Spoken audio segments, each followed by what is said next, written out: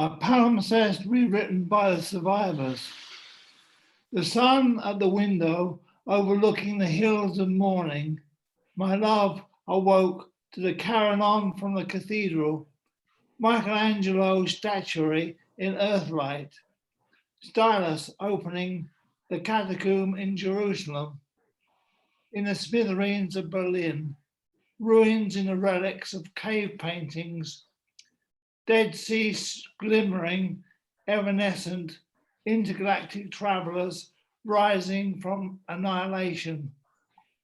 In the ecliptic, written in Sanskrit, the birth of the cosmos, space-time continuum ad infinitum, shape-shifting, wandering around the woods of the Himalayas, a leopard in owl light, turning 360 degrees in a viewfinder, crossing the Stygian River to the other world mountains, sun, moon, and neighboring stars in the galaxy, shadowing exoplanets spinning in Sagittarius, a legacy of Kepler and Copernicus, Galileo stars, the lunar eclipse in the moons of Jupiter, Ezekiel's visions in the spirit of heaven and revelation, a palimpsest rewritten by the survivors, on edge of the planisphere,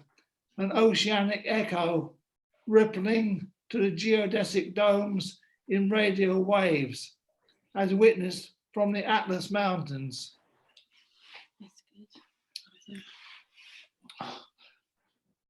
good.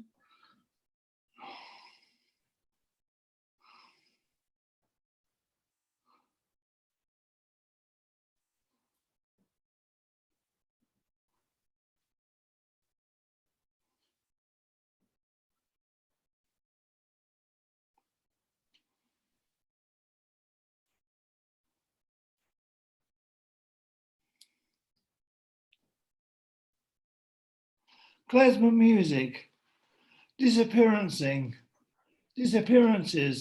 a missing person, emigre, a word long since swallowed, as the black bread of my babushka, nuked in the Ural, martyrdom, grieving family, counting Kabbalah, ghosts on the shoreline of Gaza, fallen eagle returning to the mountains, Nebuchadnezzar from Babylon, light in the garden of Olivet, Sputnik returning from beyond the ionosphere, icons from an Israelite peacenik, Iraqi counter-terrorist, sacred temple, unwritten code flickering, Irish recognition, disappearances, misappropriated.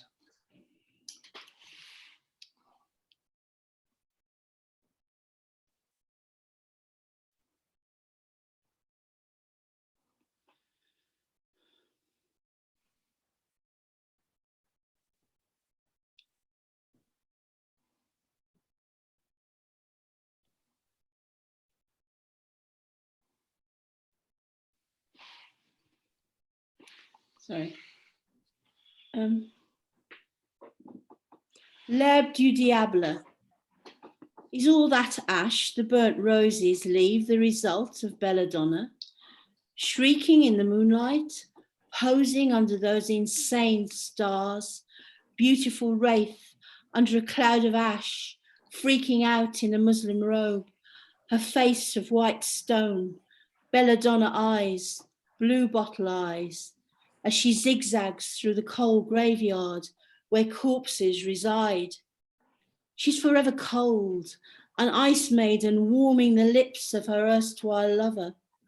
Yet ice can be hot to the touch, burning his fingers that search to find her, immortal body under a cloud. He seizes what he can, then retreats underground, guilty as the sin he committed before his suicide, determined to bring her to an end. Freshly picked belladonna spread across his palm, never meant her any harm, although he was taken in by the charms of another, all dimples and velvet skirts, giggling and shivering at his touch. But the scent of belladonna plays on his mind as the ash is eternally blowing. He needs her now like never before, like the sinister petals he abandoned, like the poison he squeezed in her cup.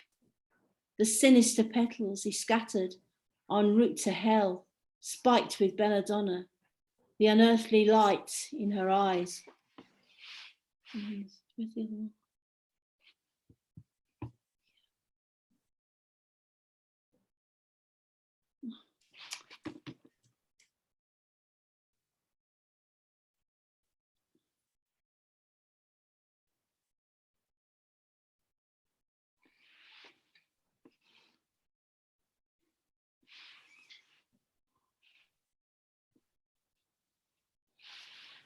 Sorry, Ben. This other one I wrote this week, it's called An Alchemy of Charms. Oaks are brazen with bronze iridescence, ready to charm their leaves away. St. Lucy has already unmasked herself in the decadent city, flirting with the dying light, as revelers challenge the night with song. Lovers leave alleyways and invade the forest, leaving a desire of shadows, bivouacking under lamplight. A dereliction of trees, stark and alone, greeting the equinox. Yet an alchemy of charms sizzle as witches linger, facing up to past lives of torturers and fires. Autumn defies the colour codes in its vivid array. Finally, it leaves like a penitent, dressed in dilapidation, in a shower of ashes, passionate but frigid at his last gasp. Midnight switches off, leaving a ghostly sky of pain. Then comes the rain to contend with, in twinkling fairy lights. Someone grasps the maid shaking hands, pursues her to the last. She's as pale as the half-blown moon, trembling in the heavens, yet wants to return to the ruined streets, naked, uncompromising, in life's lottery, forever addicted to his charms and flamboyance. But the sapper's gone. He can no longer move her, but sleeps with St. Lucy under the stars,